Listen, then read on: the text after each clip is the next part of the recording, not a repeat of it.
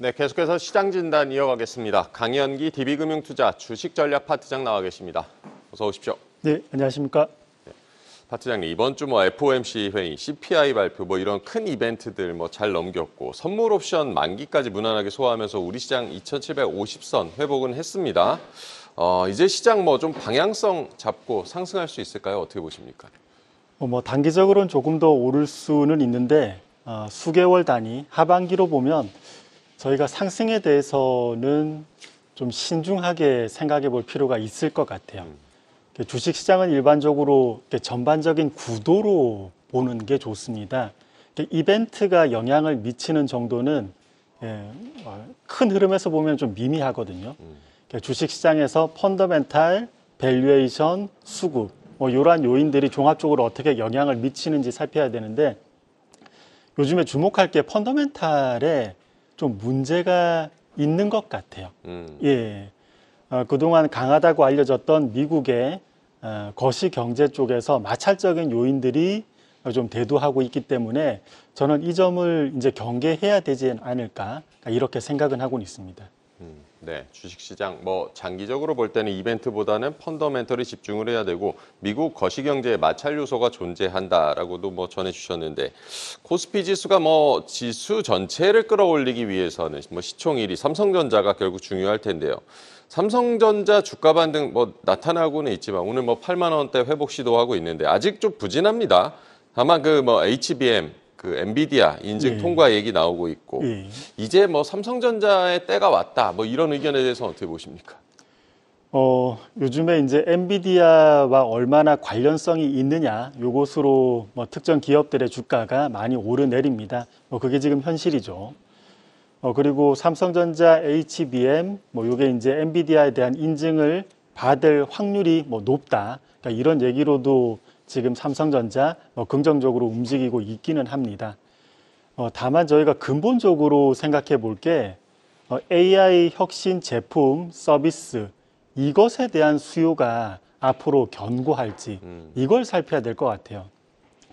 근데 요즘에 AI 수요 그리고 이러한 여러 가지 전반적인 이 산업을 흔들 이러한 소비가 요즘 미국 경기 모멘텀에 이상이 생기면서 좀 문제가 있어 보입니다.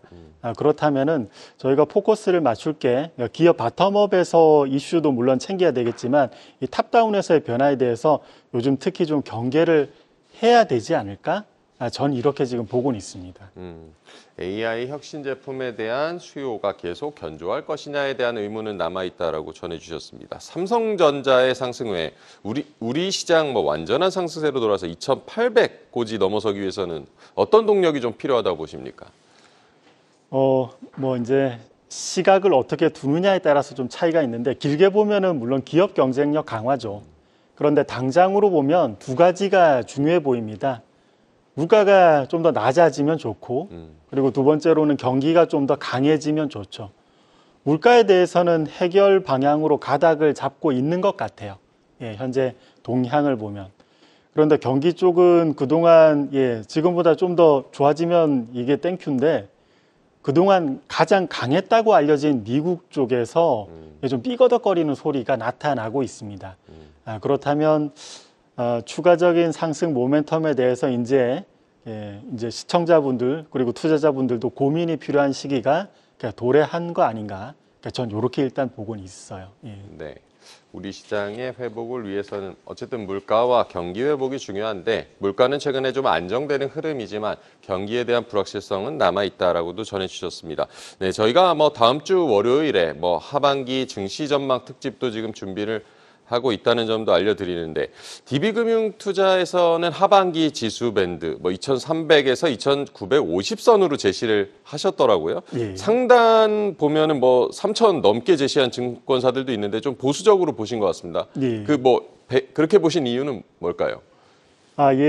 저희가 이제 하반기 전망하면서 보수적으로 봤는데 여러분들 아시겠지만 상반기 때는 제가 굉장히 이제 강하게 얘기를 했었던 사람입니다. 이렇게 의견을 바꾼 이유 설명을 충분히 이제 드려야 되겠죠. 관련 도표로 한번 언급드리겠습니다. 저희가 도표를 한번 같이 보시면 상반기 때까지 미국 쪽에 상당히 구도가 좋았습니다. 미국 쪽에 뭐 AI 산업 요것도 뭐 긍정적으로 흘러갔지만 주택 시장에서 공급이 부족했는데 공급이 늘어났어요. 그러면 건설 관련 인력들이 여러 가지 작업을 해서 이 경기도 좋아지죠. 그리고 미국 쪽 물가에서 문제를 일으켰던 주거비 요것도 이제 주택 쪽에 공급 많아지면 주거비 떨어지죠. 그럼 물가 상승률도 하락할 겁니다. 예, 그러면 미국의 기준금리 인하 가능성 높아지죠. 자, 그런데 고용 시장의 문제도 같이 동반하고 있습니다. 예, 임금 상승률 떨어지면 결국은 미국 쪽의 소비력이 약화돼요. 예, 미국 경기 모멘텀이 약화됐을 때 금리 인하 이게 과연 좋은 건가 생각해 볼 필요가 있습니다. 일반적으로 경기가 좋았을 때는 금리를 인하했을 때 바로바로 자금 수요가 생겨서 주가는 오히려 금리 인하, 주가 상승 이렇게 크로스 형태로 나타납니다. 그런데 경기 모멘텀이 둔화하면 자금에 대한 수요가 조금은 약화되기 때문에 경기 둔화 그리고 금리 인하 이 상황에서 주가도 같이 내려갑니다. 예, 상반기 때는 금리와 주가 크로스 형태로 봤다가 이제 하반기 때는 그 가능성이 좀 더 약화되고 이 금리 인하와 주가 하락에 대해서도 저희가 이제 고민해 볼 시기가 온 거 아닌가 이렇게 판단을 해서 의견은 하반기에 좀 더 보수적으로 제시를 드리고 있습니다. 네, 경기 모멘텀에 부정적인 신호가 있다고 앞서서 계속 언급을 해주셨는데 결국에는 고용시장 둔화가 소비 약화로 이어질 수 있다. 이런 부분에서 경기 모멘텀이 훼손될 수 있다라고도 진단을 해주셨습니다. 어제 FOMC 회의에서 연준이 올해 인플레이션 전망 같은 경우는 뭐 상향 조정을 했는데 시장은 물가 둔화를 조금 확신하는 모양새이긴 합니다. 예. 소비자 물가에 이어서 5월 생산자 물가 지수 시장 예상치 크게 밑돌았고 예. 파 팀장님께서는 미국의 물가 흐름 어떻게 보십니까? 예, 미국의 물가 흐름은 전반적인 여러 데이터들을 점검해 봤을 때 하락의 확률이 훨씬 높아 보입니다. 제가 예단을 해보면 연 중반 이후로는 2% 후반대는 보지 않을까 이렇게 생각은 들어요. 지금 미국 물가에 대해서 영향을 주는 요인이 크게 두 가지입니다. 네. 첫 번째가 주택시장, 두 번째가 고용시장. 그런데 뭐 관련 도표에서도 보시듯이 요즘에 주택시장, 작년 3분기까지는 이 주택시장이 타이트했는데 작년 4분기부터 이제 집을 짓기 시작하고 이 물량이 지금 출회되고 있습니다. 미국은 단독주택 문화이기 때문에 작년 4분기에 지으면 지금 이제 집이 출회가 되는 형태거든요. 그래서 아직 미국 물가 항목에는 기존 주거비가 계상되어 있는데 지금 신규 주거비는 0%대 근방으로 떨어지고 있어요. 예, 물가 항목에서 주거비는 최대 비중을 차지합니다. 35%. 요게 지금 0%대 떨어진다? 예, 제가 볼 때는 물가 떨어집니다. 그리고 최근에 고용시장에서 그 내용을 보면은 평균 주당 근로시간 요것도 하락하고 있어요. 예, 그리고 미국의 평균 시간당 임금 5월에는 약간 상승했지만 전체적인 추이는 내려오고 있습니다. 최근 4개월간 YOY로 4.3, 4.1, 4.0, 4.1 내려오는 추세는 이어지고 있어요. 그렇다면은 이러한 주택, 고용 양측을 봤을 때 물가는 추가로 떨어질 가능성이 높지 않나 이렇게 보고 있습니다. 네, 미국의 물가 흐름, 주택시장과 고용시장 두 가지 요인 중에서 신규 주거비 0%대로 떨어지고 있고 고용시장 임금 상승도 둔화되고 있다는 점을 전해주셨습니다. 결국에는 물가가 안정될 것이다라고 전망을 해주셨습니다. FOMC 이번에 점도표도 눈길을 끌었는데 기존 3회에서 1회로 연준 의원들이 축소를 했습니다. 예. 다만 이제 파월 의장 점도표는 점도표일 뿐이다라고 발언을 하기도 했고 점도표는 어떻게 해석하셨습니까? 점도표에서 정책금리 예상에 대한 분포도를 저희가 이제 볼 수 있는데 그 내용을 보면은 FOMC 위원 중에서 내부는 올해 연말까지 금리 동결. 네. 예, 그리고 올해 연내에 금리를 1회 인하해야 된다. 그게 8분 계십니다. 예, 그리고 올해 연내에 금리를 2회 인하해야 된다. 이게 7분 계세요. 그래서 1회, 2회 거의 대동소이합니다. 예, 큰 차이는 없고 이건 언제든지 바뀔 수 있고 앞서도 언급드렸듯이 미국의 물가 지금 주거비 떨어지고 고용시장에서 임금 상승률 내려오는 추이 요걸 반영하면 대략 한 7월 정도에는 2% 후반대의 금리를 그 물가 상승률을 볼 수도 있고 이 데이터는 9월 FOMC에서 확인 가능해요. 그렇다면은 9월 FOMC부터 금리 인하 그리고 연말에 한 차례 더 있으니까 금리 인하 연말에 2회 인하 정도는 진행이 되지 않을까. 전 이렇게 평가하고 있습니다. 네, 박 시장님께서는 연말까지 연준이 2회 인하는 할 것이다라고도 조심스럽게 전망을 해주셨습니다. 앞서서 물가 상승 둔화될 것이라고 전망을 해주셨고 결국 뭐 뜨거웠던 미국 경기가 뭐 차차 뭐 식어가야지 5월 할 텐데 5월 고용 보고서는 아직 좀 고용이 뜨겁다는 것을 해석을 낳기에 좀 충분했던 것 같은데 미국의 경기 흐름은 앞으로 어떻게 예상하십니까? 미국 연준에서는 이제 물가에 포커스를 요즘 맞추시고 언급을 하시니까 고용 시장이 너무 뜨거웠던 게 조금은 누그러져야 된다 이렇게 이제 언급을 하시죠. 그런데 저희가 이 경기와 뭐 주식 시장 이쪽으로 이제 해석을 해보면 물가가 아니라 고용 시장이 슬로우해지면 결국 임금 소득도 슬로우해집니다. 그리고 결국은 이제 소비력이 약화되는 건데 이 소비의 국가 미국에서 소비력이 약화된다? 이게 좋은 내용일까? 이 물가는 떨어뜨리지만 경기 쪽에서는 훼손 요인이 되죠. 그리고 저희가 고용 시장에 대해서 주식과 결부해서도 한번 생각을 해볼 필요가 있습니다. 여러분 제가 이 관련 도표 그려왔는데 요게 오늘 시청자 여러분들께 강조하고 싶은 차트 중에 메인 차트 중에 하나입니다. 장기적으로 미국 주식시장하고 참 궁합이 잘 맞는 지표가 미국의 실업률을 이제 거꾸로 역축으로 그린 겁니다. 이 회색선 실업률의 역축이거든요. 그리고 중간에 연한 녹색으로 그은 게 자연 실업률입니다. 그러니까 만약에 자연 실업률은 이런 거죠. 뭐 요 정도면 미국 고용이 좋은 거다. 그래서 그림상에서 회색 선이 연한 자연 실업률보다 위쪽에 있으면 고용시장은 그 당시 타이트한 건 맞습니다. 좋은 건 맞습니다. 그럼에도 불구하고 이 고용시장의 모멘텀이 둔화하면 지금까지 역사적으로 미국 주식시장이 곱게 넘어가지 않았던 사례가 훨씬 많아요. 지금도 실업률은 4월에 3.9, 지금 5월에 고용보고서 실업률 4.0입니다. 자연 실업률은 4.4니까 지금 고용시장 타이트하고 양호한 건 맞지만 모멘텀은 둔화하고 있어요. 과거 패턴을 보면 이 정도 고용 모멘텀 둔화했을 때 미국의 주가는 지금보다는 오히려 아래쪽에 있어야 훨씬 더 그 균형이 맞을 것 같습니다. 그런데 지금 뭐 이토록 주식시장이 양호한 이유는 결국 이제 AI 산업으로 저희가 말씀을 이제 많이 드리고 있죠. 그런데 차트 다시 한 번만 더 보여주시죠. 예전에도 이러한 혁신 제품이 나오고 IT 혁신 제품 서비스 나오면 고용 모멘텀 둔화돼도 시장은 괜찮을 것이다. 이 논리가 가장 셌을 때가 IT 버블 때입니다. 이때는 용어가 아예 따로 있었죠. 신경제. 절대 무너지지 않을 것이다. 하지만 고용 모멘텀 둔화하면 소비 둔화하고 소비 둔화하면 IT 혁신 제품 서비스에 대한 수요가 약화될 수 있다는 거죠.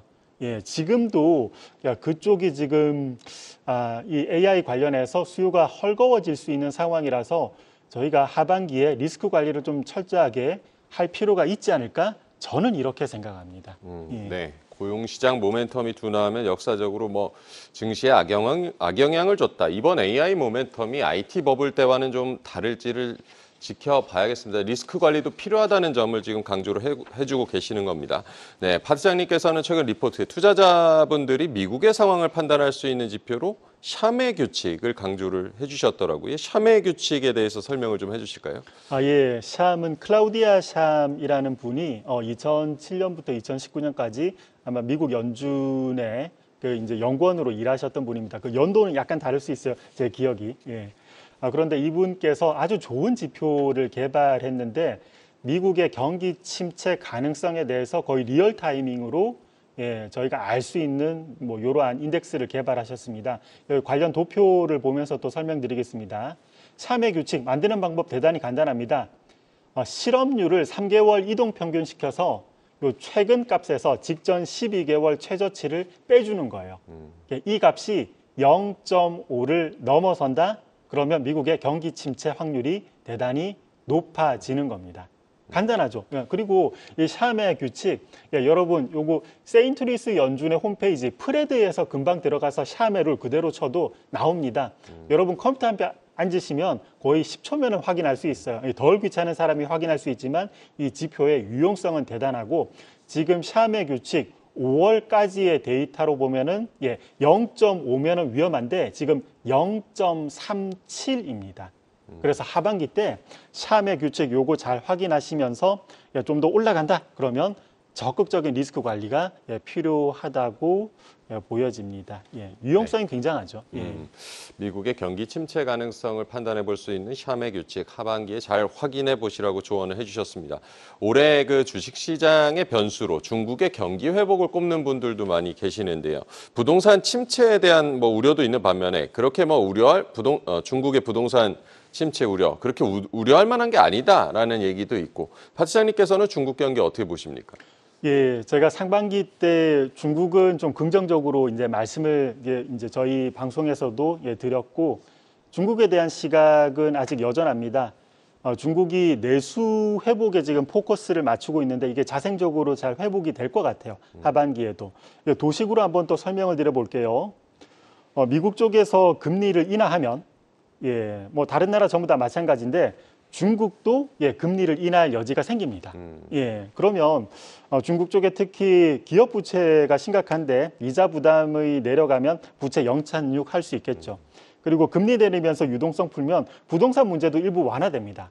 중국은 그런데 부동산 경기하고 소비 심리하고 아주 밀접하게 움직입니다. 소비 심리가 자극을 받아서 내수까지도 촉진되는 이 구도가 이어질 것 같고, 여러분 중국의 기업 부채를 보면은 저희가 중국의 정책 방향도 어느 정도 예단할 수 있어요. 중국의 GDP 대비 기업 부채 220%, 전 세계적으로도 굉장히 높은 수준입니다.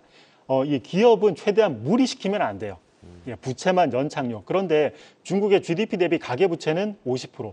사실 한국보다 건전합니다.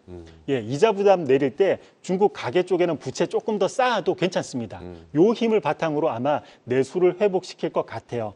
그리고 중국 쪽의 부동산 경기하고 소비 심리 연동을 잘한다고 했는데 저희가 그림상으로도 확인은 가능합니다.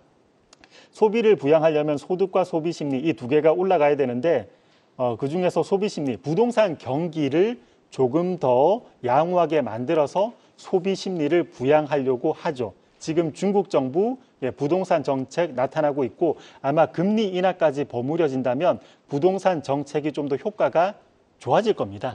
그러면 중국이 원하는 내수 소비 쪽이 하반기에도 양호해지지 않을까 이렇게 생각은 하고 있습니다.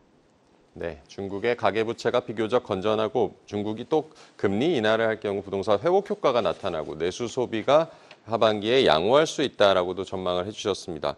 그렇다면 언급하신 저런 G2의 변화, 우리 한국 시장의 주식시장에는 어떻게 반영될 거라고 보십니까?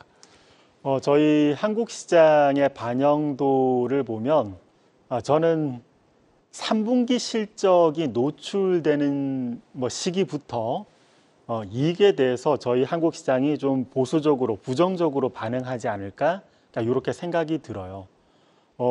이것도 관련 차트를 제가 가지고 와봤는데 저희 한국의 상장사 분기별 영업이익 증가율입니다. 올해 1분기까지는 이익이 증가율이 괜찮게 나왔습니다. 대략 한 50% 근방 정도로 나왔습니다. 2분기까지도 저희 상장사 영업이익 증가율 요 정도 수준으로 나올 것 같아요. 괜찮아 보여요. 그런데 3분기 영업이익 증가율은 저희가 작년 3분기 영업이익이 괜찮았습니다. 좋았어요. 그러면 올해 3분기 영업이익 증가율은 다소 떨어질 수 있습니다. 그런데 미국 경기 모멘텀 둔화라면 3분기 영업이익 증가율은 좀 더 떨어질 수 있습니다. 자, 그렇다면 저희가 지난 과거 패턴에서도 영업이익 증가율 하락할 때 주가도 부정적으로 반응했거든요. 3분기 실적이 노출되기 시작하는 시점은 대략 2분기 실적 발표가 끝난 직후입니다.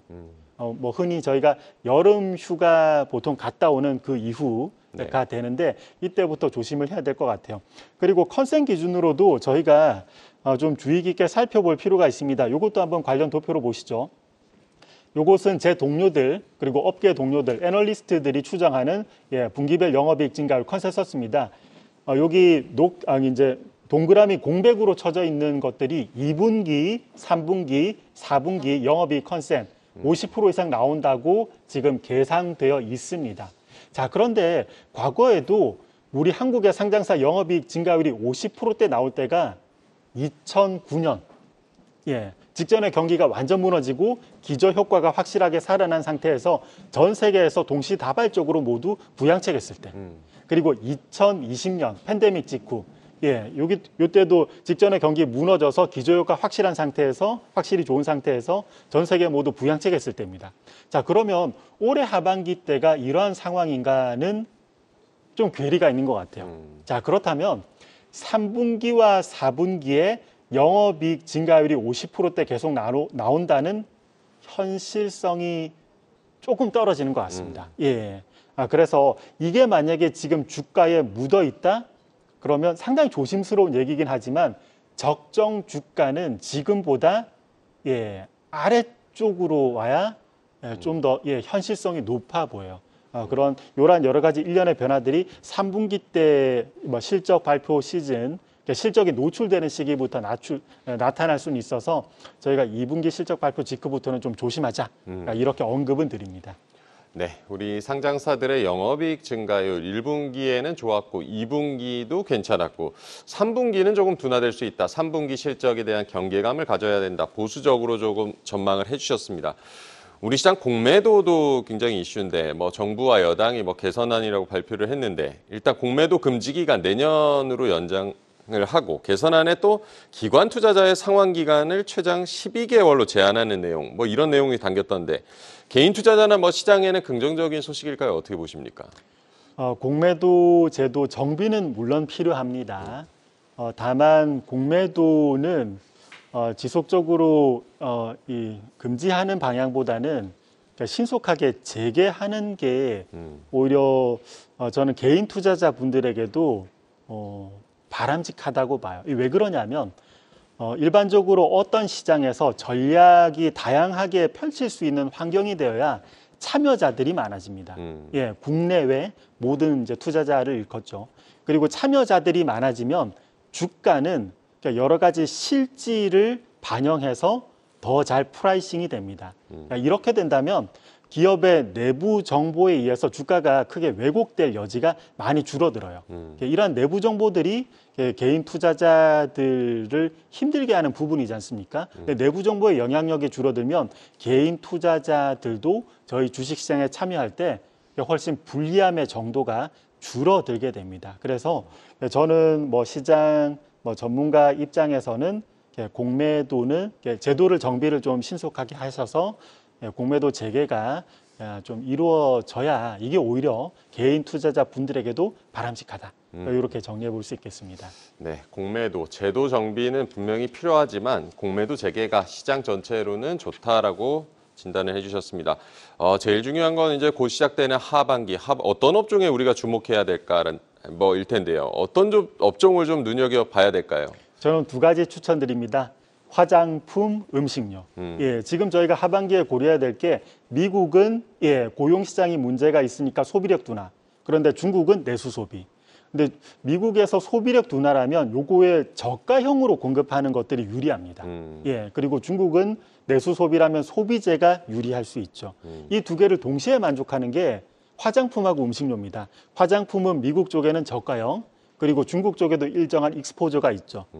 음식료도 마찬가지입니다. 요즘에 냉동식품 관련해서 미국의 저가형 수출, 그리고 중국에도 일정한 익스포저가 있죠. 그래서 저는 하반기 때 화장품과 음식료 좀 주의 깊게 살펴보자, 이렇게 말씀드립니다.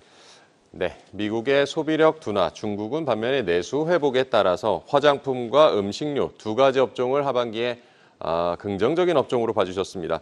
오늘 강연기 DB금융투자 주식전략 파트장과 얘기 나눠봤습니다. 감사합니다. 감사합니다. 계속해서 다양한 경제 이슈를 알고 싶다면 구독과 좋아요, 알림 설정 부탁드립니다. AI 캐스터 권미정이었습니다.